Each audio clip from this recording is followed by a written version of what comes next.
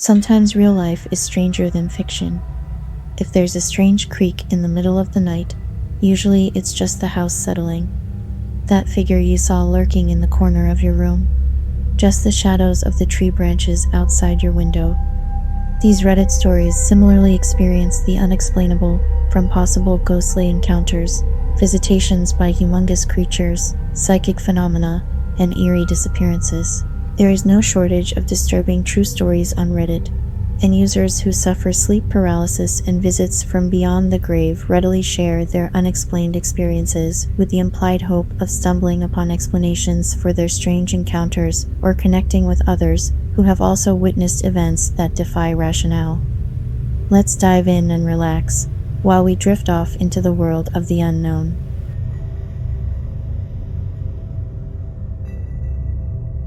When I was in elementary, I went to school ridiculously early for swim practice.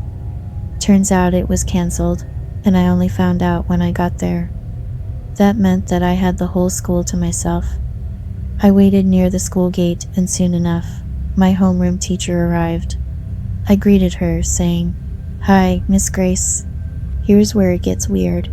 She ignored me and walked past me. Confused, I looked toward the gate, then back at where she was walking. Except, she wasn't there. I was a bit frightened at this point, so I went to wait outside my locked classroom, which happens to be next to the restrooms. I sat down on the floor. A few minutes later, I heard the eeriest, creepiest laugh coming from the restroom. It was really high-pitched, almost witch-like. It made my hair stand on end. I was so scared, I ran back toward the school gate. A few minutes later, my homeroom teacher, the one I had just seen earlier who ignored me and then vanished into thin air, passed through the gate. She saw me and greeted me. I was too freaked out to reply. Until now, I have no idea what on earth happened. It's the only paranormal experience I haven't been able to explain to this day.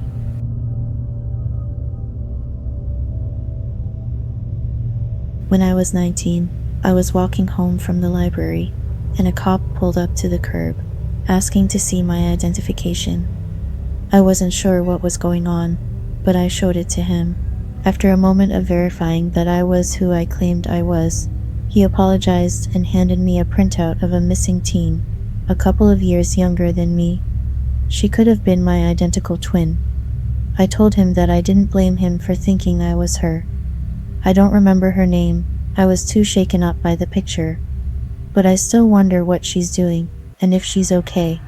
It was nearly 20 years ago.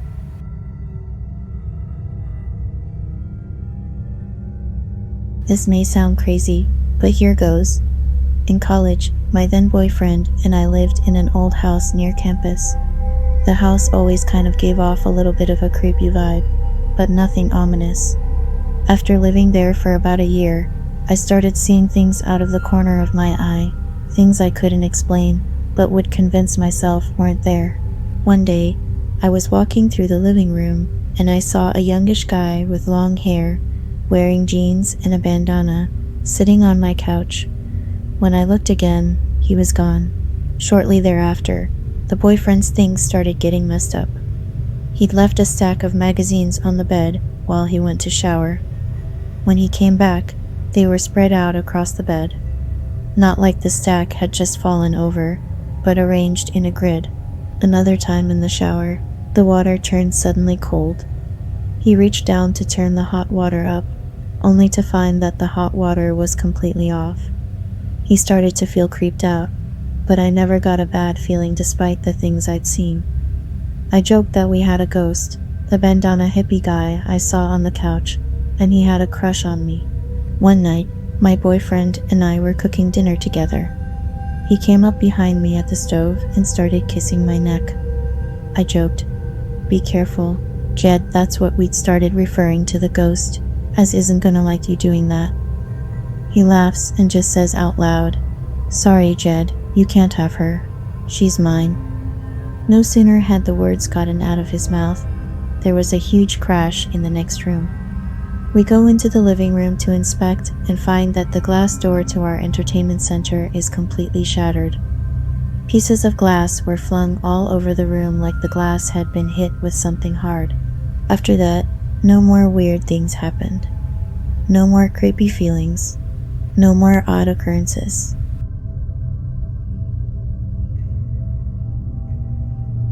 My family owns a decent-sized horse boarding facility, and when we first had it going, we used to do bed checks as a family.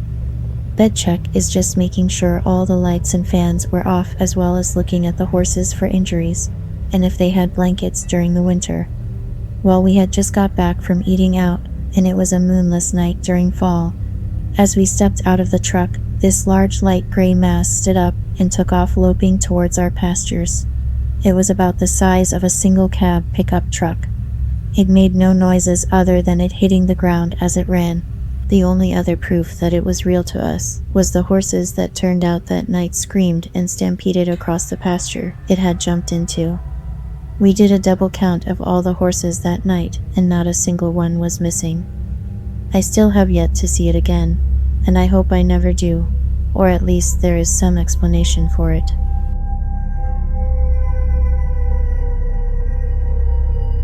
The house I grew up in was about 100 years old by the time my parents bought it.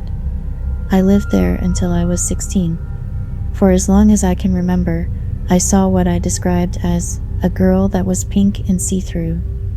I always called her Pam. It's been 10 years since I lived in that house, and I still remember her vividly. My dad got a bit weirded out when I would talk about Pam, and finally, when I was 13, my mom put me in therapy because Pam was still something I brought up regularly. In order to stop my parents from thinking I was crazy, I just stopped talking about Pam completely and went on with life. That was until my parents decided to put the house up for sale when I was 16. Just 2 weeks before moving into our new house, I was sleeping, but was woken up by Pam standing in my doorway and pointing into the bathroom that was directly across the hall. All Pam said was, "Look, my mom." And when I looked to see who she was pointing at, I saw a woman hanging by a cord from the light fixture in the bathroom. I remember the woman looked as though she had been hanging there for a while, when all of a sudden the woman's boot fell off, and I abruptly woke up. I ran into my parents' room to tell them what happened, and my mom looked at me disappointed because I was talking about Pam again, after having kept quiet about her for years. I concluded that it was just a bad dream and went back to bed with no other incidents, until a few days later. I was once again asleep and dreaming that I was woken up by crying coming from the bathroom across the hall. I got out of bed and walked over to see what was going on. At that point, I saw the same woman that was hanging from the bathroom light fixture, sobbing and holding a very real little girl under the water in the bathtub. It was then that I realized that the little girl was the little pink see-through girl I had seen my entire life. It was Pam, and she was not moving. I immediately woke up, and I was crying uncontrollably. I was 16 years old, and I ran into my parents' room like a 5-year-old, and jumped into bed with my mom. My dad was working at the time. I told my mom what had happened, and my mom could see how upset I was, and was trying to calm me down. At that same moment, the pink and transparent version of Pam walked through the door. I looked at my mom and just whispered, "Oh my God, Mom, she's in here." And I pulled the covers up to my neck and just looked at my mom terrified. My mom was speechless. At that point, Pam slowly walked up the side of the bed and began shoving me into my mom. I had never been touched by Pam before. I was screaming and crying and kept yelling, "Stop touching me." And all that my mom could reply was, "I'm not touching you," as she was being pushed out of the other side of the bed.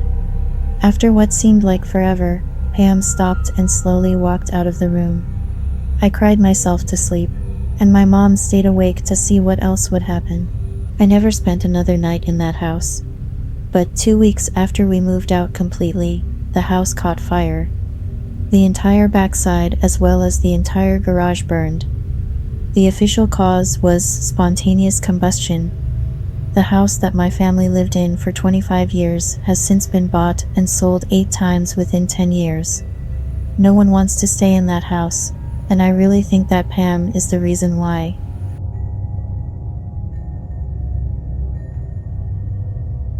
I was working at a hotel in Albuquerque, the graveyard shift. I had been talking to the security guard, and he asked if he could get a ride home.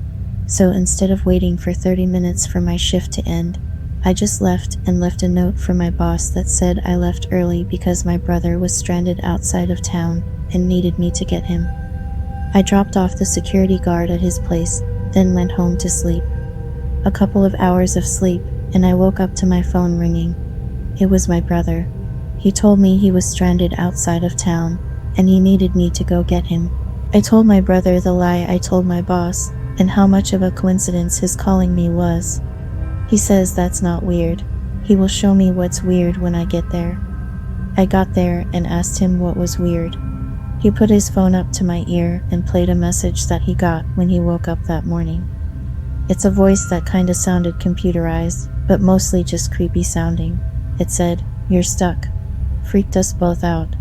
Never figured out where the call came from. Strangest, creepiest thing that's ever happened to me in my life.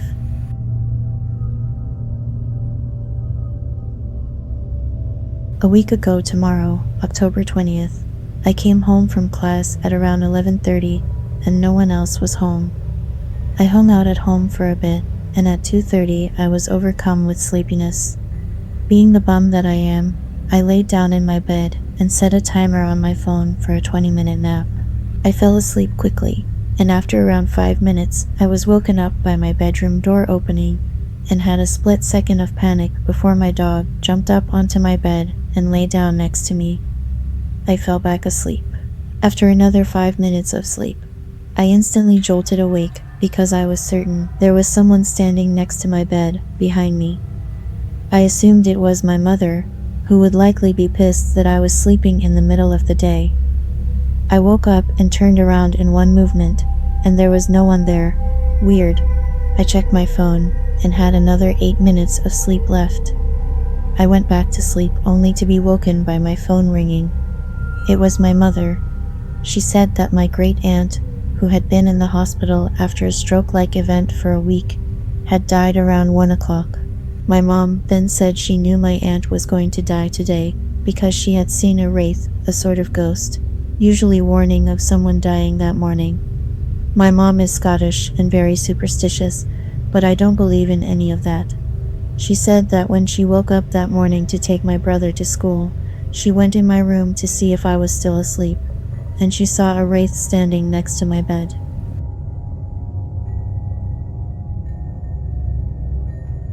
Not me, but my father. When he was about 15, he was playing cards and listening to the radio in the living room of his mom's house.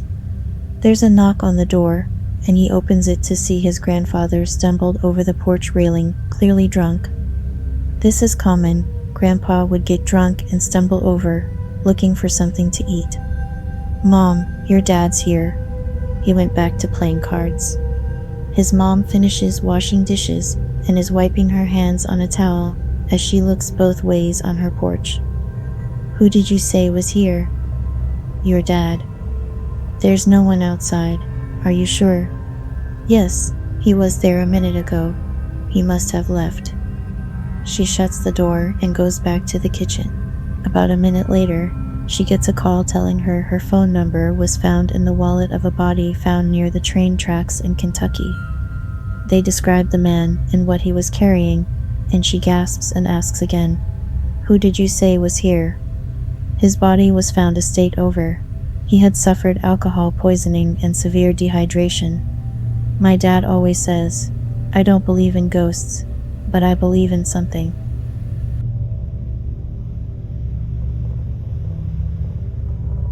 A few years ago, my uncle woke up at around 2 in the morning because of the ringing of a telephone beside his bed. He picked it up, and it was his friend. His friend was asking how my uncle was and such. After a brief conversation, his friend said that he was peaceful where he is, things felt great, and that he's happy. My uncle was glad to hear that and said goodbye. As he put down the telephone, my uncle woke up and realized that he was dreaming. The next day, he heard news about his friend being slain by an intruder in his house at around 1 o'clock in the morning.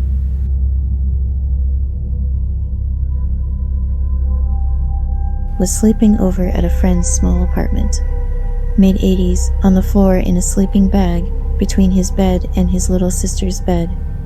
Middle of the night, I woke up suddenly, but not alarmed, just suddenly very clearly wide awake. A quiet man's voice in my head said, "You should get up and move." I don't remember even questioning it, or it seemed weird, so I got up, moved my bag to the foot of his bed, and went back to sleep.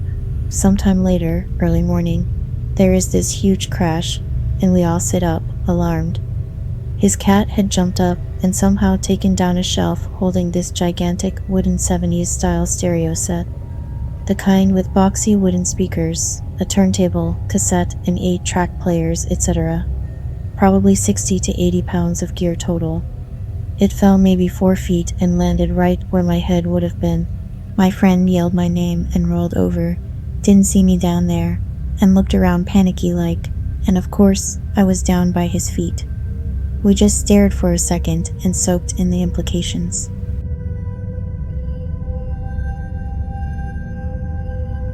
My grandma was always irrationally afraid of dogs.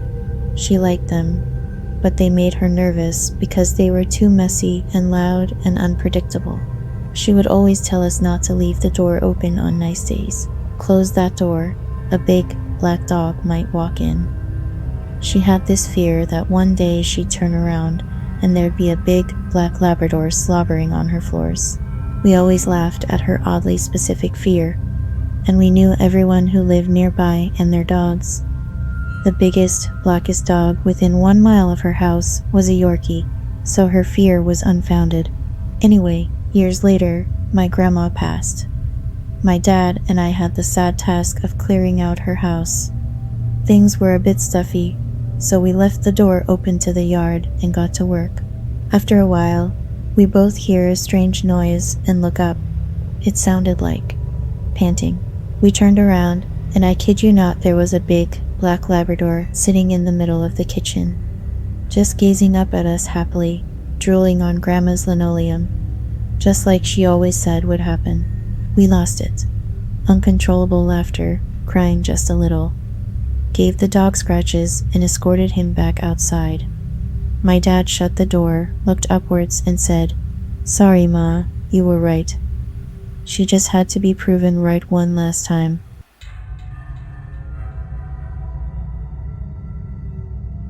My dad grew up on a farm. He was playing in the hayloft where he wasn't supposed to be. At some point, he got too close to the edge and started falling backward. That's when he felt a hand forcefully pushing him up and back to safety. He thought it was his dad, who was going to be mad at him, but he turned around and no one was there.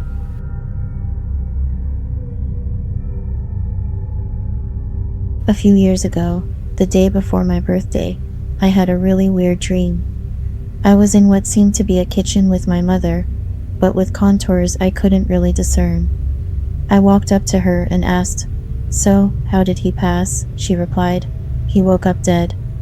I woke up at that point, around 4:30 in the morning according to my phone, and wrote this down in my dream journal beside my bed, which I was keeping at the time in an attempt to spur lucid dreaming. It was not successful. My first lucid dream occurred entirely by accident last summer. A few hours later, maybe after 8 after the sun was up, certainly, my brother called me, crying, to say that our uncle was gone. Apparently, my aunt woke up around 6 o'clock in the morning to wake him up for work as usual, only to find him blue-faced and cold in the bed next to her, having choked on his vomit. He had no medical conditions that would have worried my aunt, his sisters, or his mother, never mind the rest of the family. Even the autopsy came back inconclusive. They couldn't find any reason, medical, neurological, or chemical, as to why he suddenly puked in his sleep and didn't wake up from it. Though my aunt did say that the coroners estimated he'd passed 1 to 2 hours before she got up, right around the time I woke up from the woke up dead dream.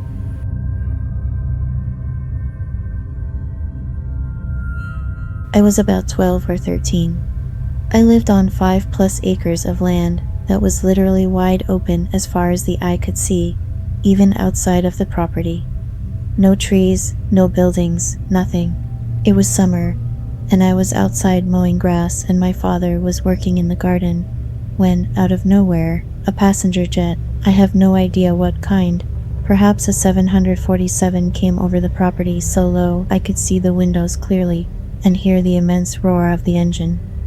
I could literally feel the pulsing of the engine. I stopped mowing and started running back to my house, and my father started running back to the house, and we just stopped and stared at it. Then I looked at my father and asked what was happening, and he looked at me and shrugged and talked, well, screamed, actually, about how cool this was. Mid-scream sentence, the sound was gone, and he was clearly yelling over nothing. We looked up, and there was no plane, nothing. We hopped in his truck and drove all over the damn township, looking for this plane that was clearly low enough to be seen by people. No one saw or heard anything. They all looked at us like we were crazy. We just watched the news for the rest of the day, waiting for something to come up about a missing jet or an unexplained low-flying jet. Something. Nothing came about it. To this day, it still freaks me out.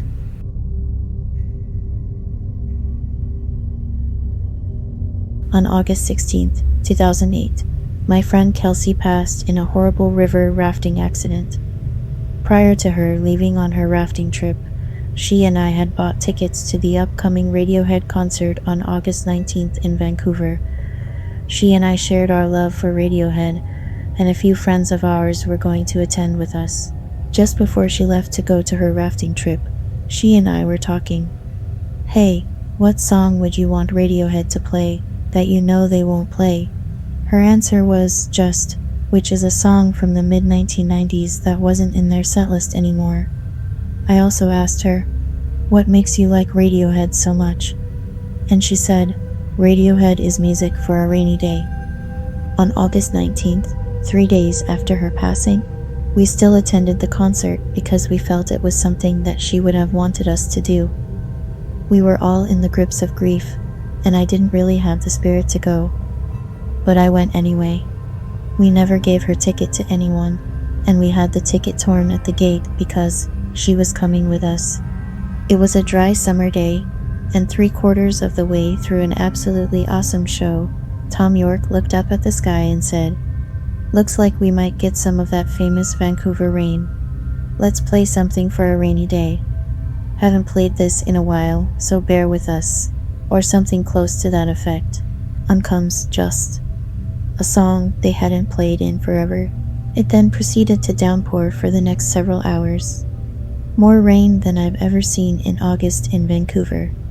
The streets were flooded, and everyone at the outdoor show was completely soaked with warm, summer rain. She came to that show with us that day. She made it rain, and I'll never forget it.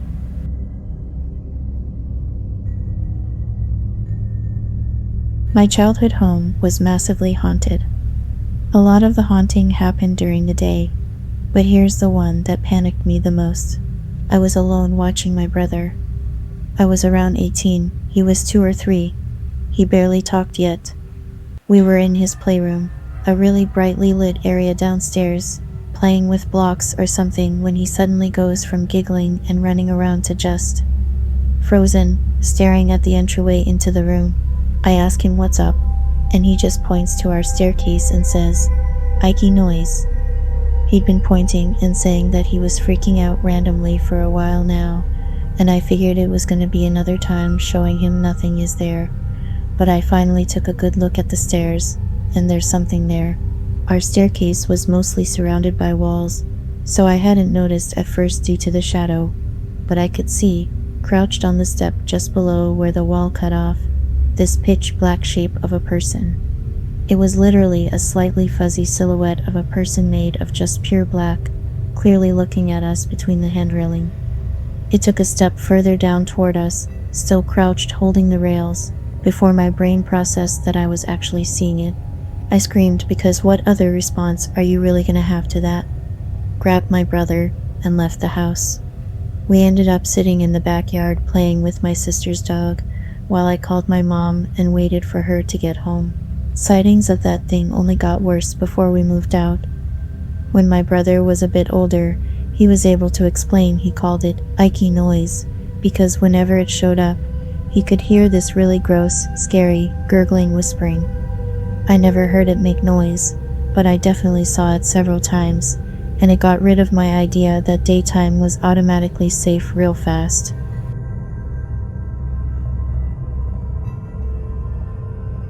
I used to date a girl in college who lived 3 hours away. We would trade weekends, one at her school, one at my school. One day she got upset because she had driven all the way to see me, and I was in an all-night study session which she had known about and couldn't be home to see her. She texted me that she was going back to her place, and then I never heard anything from her ever again. After 3 days of texting her trying to make sure she was okay, the text started coming back as number not found. I sent her the stuff she'd left at my apartment in the mail, and it returned as no forwarding address. Her instant messenger account, which I never messaged, but knew the name of disconnected. And it gets weirder. I called her apartment landline and was told the people who had lived there had moved out. She had 3 roommates and didn't leave a number as to where they went. I got really freaked out and asked friends who worked in school admin to pull some strings, just to make sure she was alive. The school she was at didn't have any records of her as a student. The license plate to her car wasn't registered to anyone.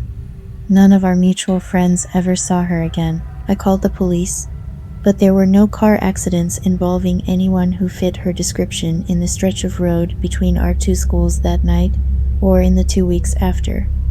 Cops wouldn't file a missing person because I wasn't a family member. To this day, I have no idea what happened, why she freaked out on me so badly, or if she's still alive or in witness protection, or was erased from all time by an evil wizard. She literally disappeared without a trace.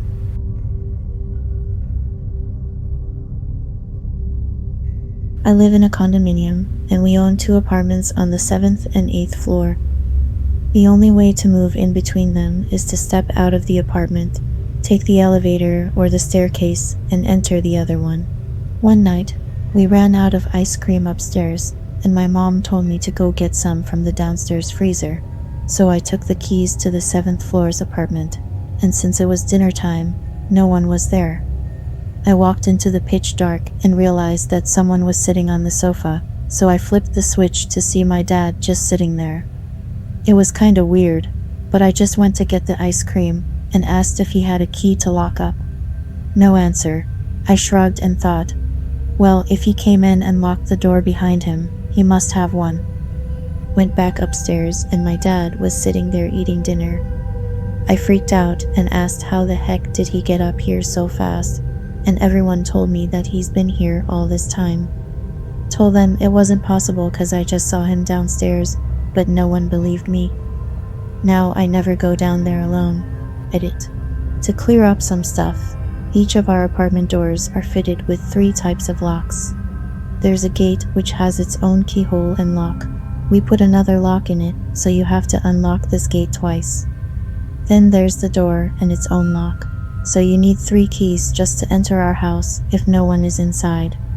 I did get a good look at it, and it was 100% my father. He's kinda fat and has this serious looking face, so it's kinda hard to mistake him. The apartments are not accessible because not only are they not on the same floor, they aren't even located on top of each other. There's an elevator in between them, and they are on different floors. So there is no way for anyone to go up or down without first meeting at the elevator or the staircase.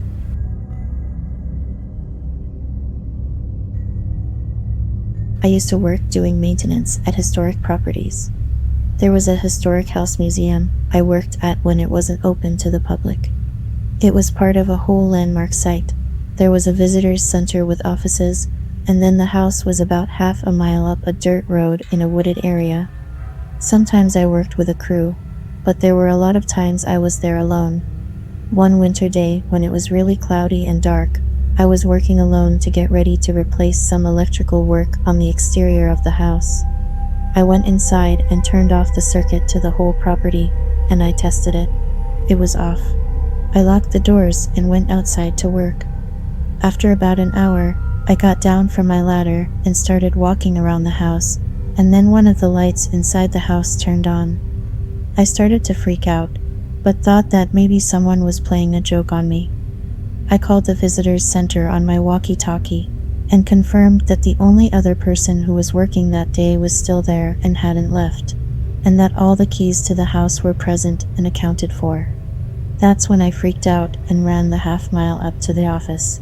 I made my coworker come back with me to check out what was going on, but when we got to the house, the light was off again, but the bulb was still warm. All the doors were still locked and the circuit was still off. Still gives me shivers to this day.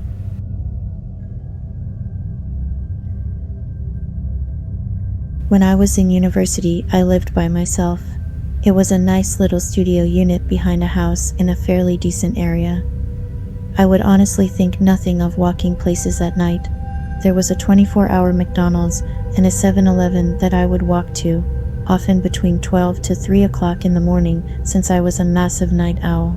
Well, one day after finishing an essay at about 2 in the morning, I decided I was hungry, but didn't really have anything easy to cook. So I decided to walk down to the 7-Eleven and grab a pie or something. However, as soon as I opened my door, I was overcome by a suffocating feeling of fear. My heart started pounding. I started shaking the works. Telling myself that this was ridiculous, I walked out to the street with the intent to still go, but that was as far as I got. I was terrified for no reason that I could understand, but no less intensely despite that. I ran back inside and ate dry cereal. Later the next day, I heard about a group of drunk guys that were causing havoc down near the intersection at the 7-Eleven. They'd beaten up someone from my university. Even though I can't explain it, I'm convinced something bad would have happened to me that night if I had ignored that feeling and gone anyway.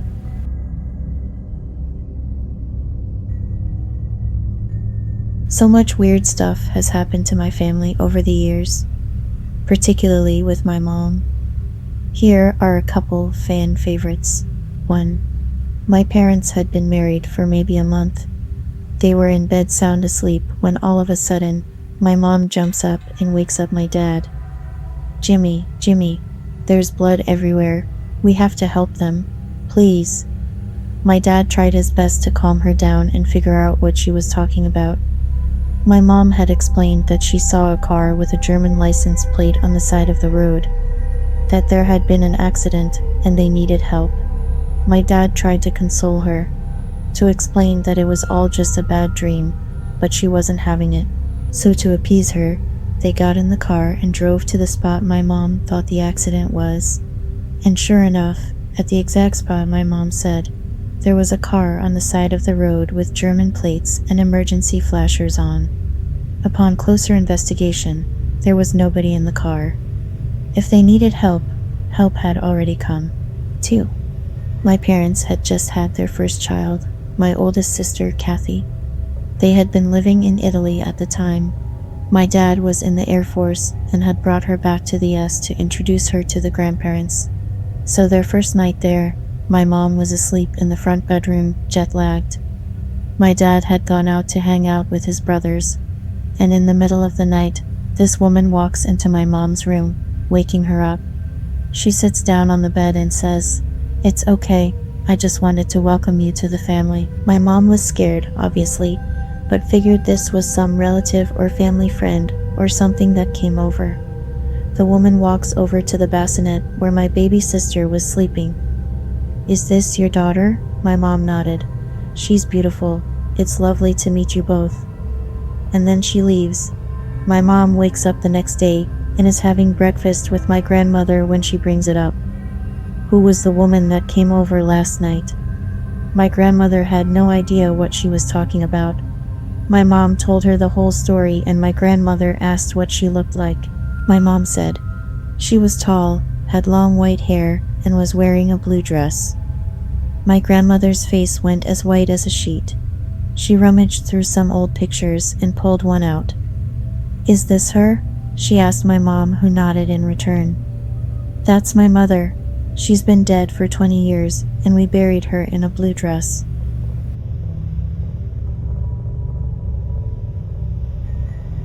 In 2002, I lived in the East San Francisco Bay Area with my husband and two toddlers. I was grieving over the sudden death of my mother a month before. She had a major heart attack and died at 52 years of age. On an average day, I left my babies at home with my husband to run a quick errand by myself. I drove a block over through downtown Hayward to hit up the grocery store. I was on my way home and stopped at a red light waiting to make a left turn. The intersection had all blind corners, so it was difficult to see oncoming cars. My light turned green. I glanced both ways, waited the appropriate second, and stepped on the gas pedal. It would not move. I tried again, nothing. The car behind me honked. I looked down under my pedals quickly to see if something had possibly rolled under the pedal and found nothing. I looked up and suddenly a huge work truck loaded down with equipment ran his red light at what must have been 50 miles per hour. I was stunned. I gasped, quickly pulled myself together, stepped on the gas pedal, and it worked with no hesitation. Suddenly, I smelled my mother's favorite perfume. Really amazing experience.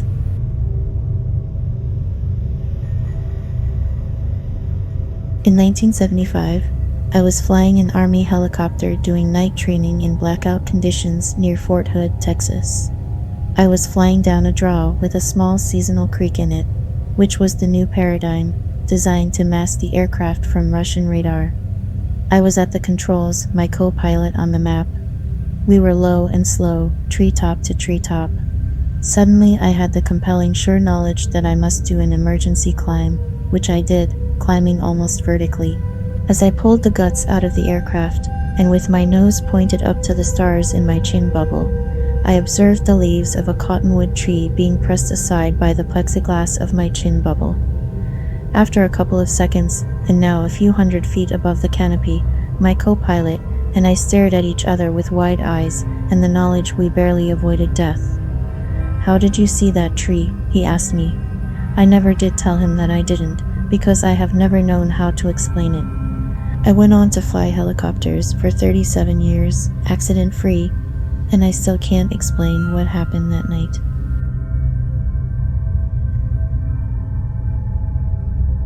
So a few years back, probably 6 to 7 years, my family was living in our previous home. This was our second house we had in Ohio. The first house was about 2 streets over from our second house. Well, one night my mom woke me up and was acting really panicked. She grabbed my brother, who was probably 5 at the time, and told me to go outside. It was about 4 in the morning, and once we all got outside, my dad tried to calm my mom down. He asked her what was wrong, and she explained that she had a dream that we were all gonna die from carbon monoxide poisoning if we stayed in the house. Then my dad told her that all the detectors were working perfectly fine, and we decided to go back inside. We didn't smell anything, nor did the detectors go off, so we went to bed.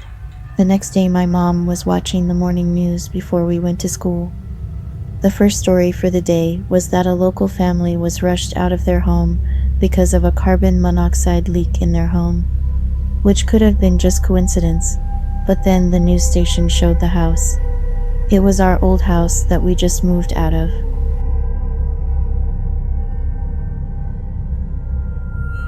"7 years ago, I lived in a 2-story farmhouse. It was built in 1908 and was both large and old. I was packing clothes and putting them in a small, unused bedroom. I was wearing my MP3 player, and the last time I checked it showed 3/4 battery life. I was on my 4th or so trip and was hauling a load of shirts on hangers. It occurred to me that the closet was empty too. Perfect, I'll just hang them back up in there. This closet was almost a second room. It had a short, glossy wooden door. The area was thrice as long as wide, with hardwood floors. The lacquer still smelled, even though I'm sure it was fresh 100 years ago. I ducked fully inside and thought, this is a weird little place to be. Suddenly, the music doubled in volume and changed to something that wasn't music. It was like, I don't even know, rapid nonsense, fast electronic babbling. It scared the entire crap out of me. I flew straight out, looked at my player, and it was dead. I'm a pretty rational guy. That MP3 player would sometimes show more battery life than it actually had. It's done that before.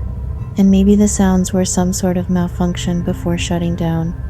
I don't really believe in ghosts, but I'm telling you, it shocked and frightened me to the core.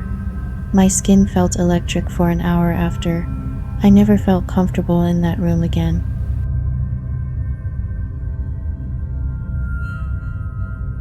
After my grandpa died, my grandma said she could feel someone getting into bed with her nearly every night, but we didn't believe her. One night, I was watching TV in the living room trying to fall asleep when I heard footsteps in the hallway leading to my grandma's bedroom. I looked out into the hallway and couldn't see anyone, and this happened for probably a minute. Immediately after the footsteps stopped, the TV turned off. I stayed awake for another hour or so, but didn't hear anything after that.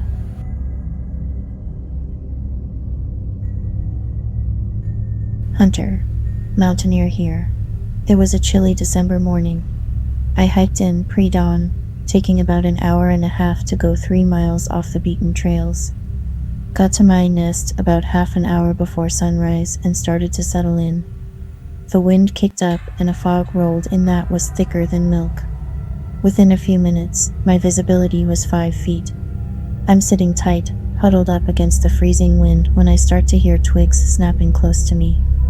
For no apparent reason, what is normally a rapturous sound indicative of an imminently successful hunt sent a frosty chill down my spine. I chambered around in my lever action 30-30 as quietly as I could and lay flat on my back tucked against a fallen tree. The rustling was moving closer through the fog, but I couldn't see anything. The sun was starting to peek over the mountains to my east and visibility was starting to increase. The rustling of twigs and leaves was sporadic, sometimes directly in front of me, sometimes behind or beside me. I remember laying there, rifle across my chest, thinking to myself how silly it was to react like such a coward. I rationed with myself that bears and mountain lions are a rarity where I was, and I had likely stumbled into a herd of whitetail that had bedded down. I decided to sit up. The rustling stopped immediately. As it was fully dawn by now, I was looking through the fog for the outline of my prey, which I had assured myself was literally all around me. It wasn't. Seemingly, nothing was. By now, the fog had faded away, and it was apparent to me that I was alone in those woods. I hunted all that day without seeing so much as a squirrel. Around 3 in the afternoon, after fighting the wind and an abnormally cold day, and not wanting to hike out by flashlight, I decided it was time to start back to the truck. Walking out of those woods was the most uneasy I have ever felt. Lawfully, once you make it back to the trail, you're supposed to clear the chamber of your rifle. Not that day. What is normally a stroll through the woods, I undertook with the seriousness of an animal being stalked. I would walk, then stop and listen. I never heard or saw anything during my retreat, but I could feel eyes on me. I was about 100 feet away from my truck when I rounded the last corner and saw, hanging at eye level from a tree by a noose, a stuffed bear in a blaze orange jacket. I'm a giant, broad-shouldered outdoorsman, but that one shook me something fierce.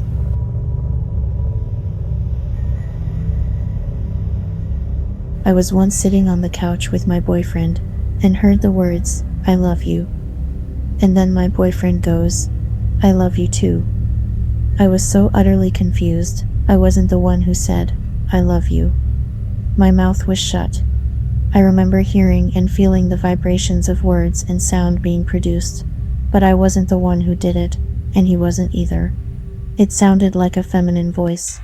It sounded like it came from right in front of my face, but no one was outside the window or in the room with us. It was creepy as hell. I still think about it.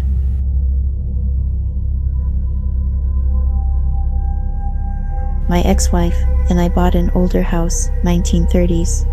We were renovating and had put some baseboards into the basement, painted them, and left them to dry overnight. We looked at them the next morning, and it looked like someone had taken a sharp knife and dug it in down the entire length of 2 of the baseboards, almost 8 feet each. The blade had gouged through the new paint, old paint, primer, and right down to the wood. It was just the two of us in the house.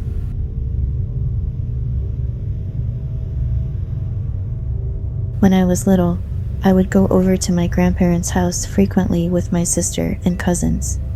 My grandparents have an attached mother-in-law apartment, so we always played in there while the grown-ups would talk in the main house. One day we were playing hot and cold with a little key we found in the apartment. While one person was hiding it, they accidentally dropped it, and it fell under the door to the basement. I opened the door to get it, and when I did, there was a man standing at the bottom of the stairs that I didn't recognize. He had a bunch of stuff in his arms, like he had rummaged through my grandparents' basement. Keep in mind, my grandparents were hoarders. Their basement was full of stuff that they either forgot about or put in storage, some of it being relatively valuable. When he saw me, he yelled at me, "Go back upstairs, kid, go." I was so freaked out. I bolted and immediately ran into the main house to tell my parents. My dad went into the basement to look, but couldn't find anyone. To this day, they all tell me I imagined it, but my sister and cousins insist it's real too. About 5 years later, both of my grandparents passed away, so I was helping my dad clean out their basement. Turns out they were missing a ton of stuff. I haven't gone back to that house since.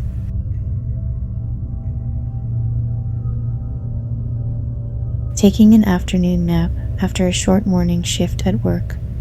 I hardly ever nap, but I had plans to go out for late dinner with my girlfriend, so I wanted to rest up.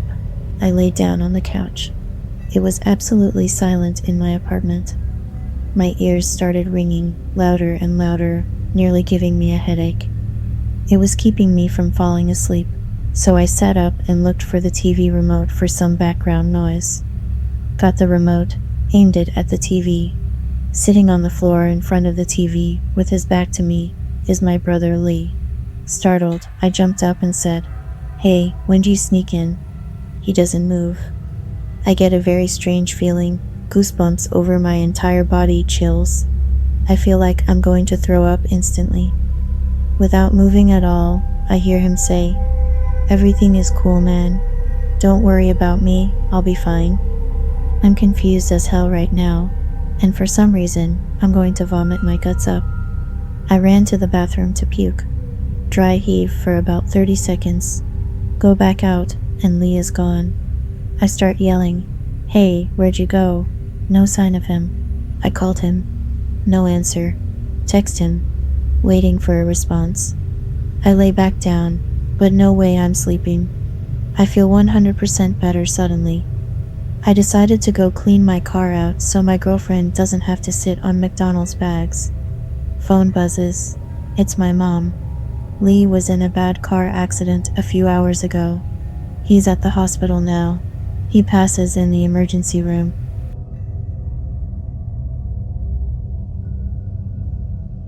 As someone who doesn't believe in ghosts, this one continues to baffle me to this day. The old Presque Isle Lighthouse in Michigan. It was deactivated in the 1800s. The story goes that one day, despite the fact that no power had been provided to it, it began to turn back on every night. I believe that it has even now been re-registered as a landmark for passing ships, so that they know where they are when visibility is low. But wait, it gets weirder. I saw this lighthouse turn on with my very eyes. Standing on a bridge about a mile away, I looked through a pair of binoculars and saw the filament itself burning. You could clearly make out the shape of it. It was exactly like looking into a low-watt bulb. However, when my friend and I hiked along the coast and made our way to the foot of the thing, it was very clearly still off. No light was coming on from the inside, but we had another person on the bridge, his very sweet grandma with a walkie-talkie. She swore up and down that it was still on, even provided pictures to re-illustrate. I was up close, at an angle where I could see that this thing was giving off zero light, as the sun had all but gone down completely, while someone else was able to take pictures of the bulb still burning clear as day. Upon hiking back, the bulb became brighter and brighter the further away we got until it was at its full glory. when we were back at the bridge, and the sun was completely down. Again, I don't believe in ghosts, but as someone who likes poking holes in stories like these, I do not understand how this could possibly have worked.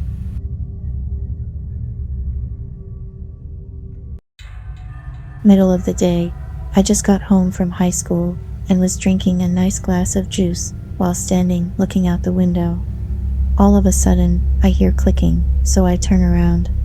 The cap to the juice is unscrewing itself, lifting about a foot in the air, and dropping back onto the bottle. I stood there frozen for about a minute before running into the living room. I had to turn on the TV to drown out the clicking noise. 10 years later, it's still the weirdest thing I have ever seen, and the lamest scary story ever.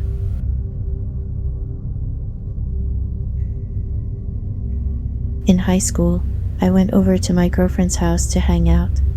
We hadn't eaten dinner yet, and we were both getting pretty hungry, so we were unsuccessfully debating what we should eat. Suddenly, we hear a thump come from the kitchen. Since we were home alone, we went to investigate. One of the recipe books that her dad keeps on the refrigerator had fallen off, but it was like 7 feet away from the fridge and had opened to a certain page, chicken and mushrooms with rice. So I jokingly said, "Maybe we should make that." We checked the kitchen, and she had all the necessary ingredients. After we collected them, we turned to the stove, and there was already a large, clean skillet sitting on it, ready to go. My girlfriend claimed she hadn't done it, as she had washed all the dishes earlier that afternoon and put them all away. I thought that maybe she was just messing with me, but she was convincingly serious. So basically, some friendly ghost helped settle a small argument by saying, "Look, you, cook this, and shut the hell up." It was delicious, by the way.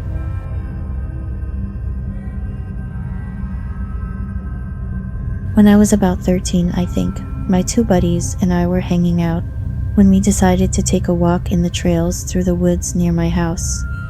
We walked around for a little while, then we decided to go off the actual trails and into the forest itself. Not that crazy. If you walk in any direction for about an hour, you'll hit a road, so not really concerned about going off the trail. After a couple of minutes, we found an abandoned shack. It looked almost like a garage. It was just sitting in the middle of the forest, with no discernible path to it. We thought it was definitely weird. I had been walking and biking those trails my whole life, and had never seen or heard about it before, so we opened the door and went inside to take a look. Inside, we found an old boat, with oddly, a brand new engine again. There is absolutely no trail or path leading to this place. Stranger than that, the place is literally half filled with junk. As in, there is like 2 to 3 feet of just random junk covering almost the entirety of the floor. Being dumb teenagers, we were weirded out, but we still explored the place. It had a second level with more stuff covering the floor. Eventually, after getting creeped out, we decided to leave. Things got weirder at this point. As I mentioned before, if you walk in any direction for about an hour, you will just hit a road. We didn't want to have to walk that plus however long it took to get back to my house because we were lazy. Given that we had just kind of wandered through the woods for a bit, we couldn't remember which trail we needed to take to get back to my place. Luckily, we had walkie-talkies with us. We had mostly used them for calling each other names previously. All 3 of us grabbed one, pick a way to go, and set off. I guess all of us happened to be messing around with the channel selector at the same time, because no one got far before we all kind of stopped and looked at each other. On one of the channels was some woman absolutely sobbing. Great heaving sobs while muttering in between to catch her breath, but we couldn't make out what she was saying. As soon as we all heard it, we beelined back to each other to see if the other guys were hearing this. Sure enough, it was coming through all of the walkie-talkies. We tried for like 45 minutes to get the woman to respond to us. We kept asking if she was okay and what was wrong, but she just kept crying. I think at one point, there was even someone else on another channel we talked to who could hear it on his walkie-talkie. Eventually, after about 30 minutes or so, the channel went silent.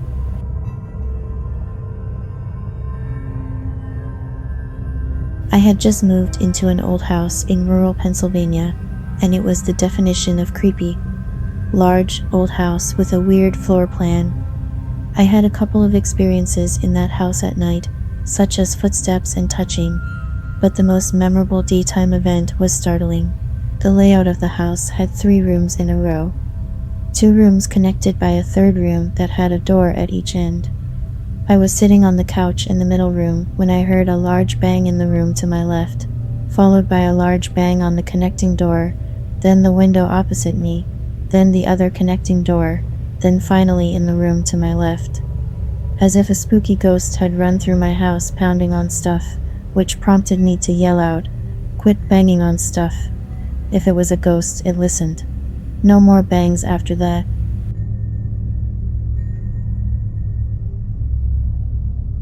I was plagued by pretty bad sleep paralysis for the majority of my childhood. Like, I would fall asleep normally and wake up with my face in the pillow, unable to move my body as I suffocated. Other times, I'd hear loud whispering from multiple voices that I couldn't understand just outside my doorway, or I'd hear loud static and doors open and close. Standard sleep paralysis hallucinations and whatnot. It's rarely an issue anymore because I've altered the way I fall asleep. It only really happens now if I'm in such a state of exhaustion that I can't really fall into a proper sleep and kind of end up in limbo between being asleep and awake. Anyway, late last summer, I had just gotten back from visiting family over in England, so I was exhausted from traveling. I ended up falling asleep as I was watching something on my iPad and had some dream that I really can't remember all the details of now. All that I remember was that I had fallen asleep in the dream, and the doors in the hallway of this house that I was in started to open and shut as if someone was looking for someone, me. At this point, my dream self had woken up and was pretending to be asleep when the door to the room I was in opened up. I ended up waking up as well, sort of. If you've experienced sleep paralysis, you should know what I mean. I was in that moment when you're conscious that you're not in your dream anymore because you're aware of your surroundings and can feel your body just being an immobile, heavy sack of meat and bones. Once I woke up, I felt this immense pressure, like someone much heavier than me was putting their weight on my back as they leaned over to whisper in my ear. I tried moving, and of course I couldn't. I started to hear ambient noise as if there was a wind whipping up in my room, but it had been put through a filter and ended up kind of muted. As that pressure on my back increased, I heard a very deep, sinister voice loudly say, "No one will save you." I actually jolted right up after that, gasping dramatically like people tend to do in the movies and on TV and such. If it wasn't 3 a.m., I probably would have gone and crawled into my mom's bed despite being 20. I just tried not to cry instead and turned on the lights. I ended up forcing myself to stay awake until the sun came up just in case it happened again. I don't usually scare easily, but screw that. I'm still shaken up by how real it felt.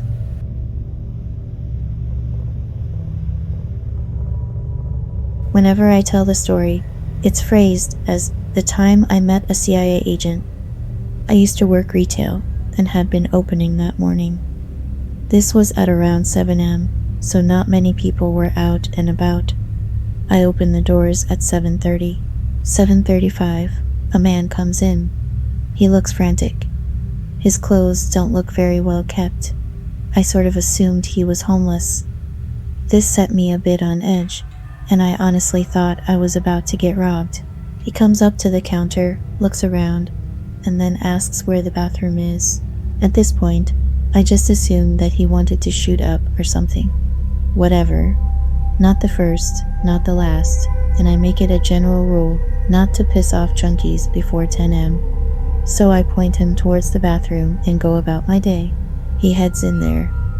A few minutes later, 2 men came into the store. They look around, then at me, then towards a car just outside. They don't really say anything to me other than a general hey before starting to look around. Usually, we never get customers that early in the morning. We often start getting customers around 8 a.m., and business picks up around 9 a.m. One of them heads to the bathroom. He tries to open it, and it's locked. I say nothing. They didn't ask me why it was locked or anything. I'm not opening my mouth because, once again, it's before 10 am. The two of them leave. The guy comes out shortly after. He's dressed in much better clothes, looks somewhat groomed, and even seems to have better posture. He just nods over to me and walks out. I've thought this over at least once a day in the 4 years since I had that job. It wasn't until the next day that things really stood out to me as being really weird. My conclusion is that I watched some sort of spy operation or something, because honestly, that's what it felt like.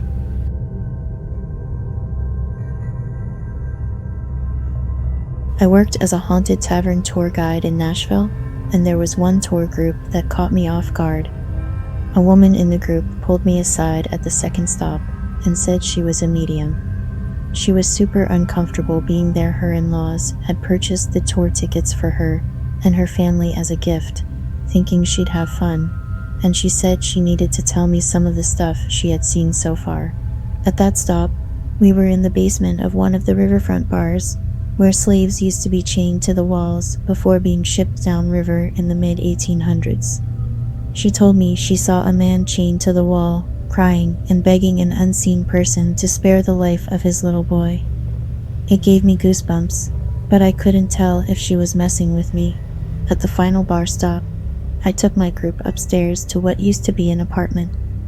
I told the story of a woman who fell down the staircase and died, and how everyone had assumed her husband had pushed her.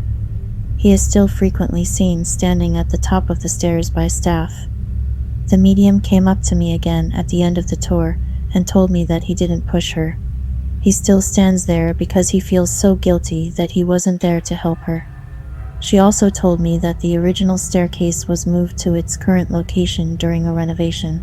I took what she said with a grain of salt and told my boss everything she had told me.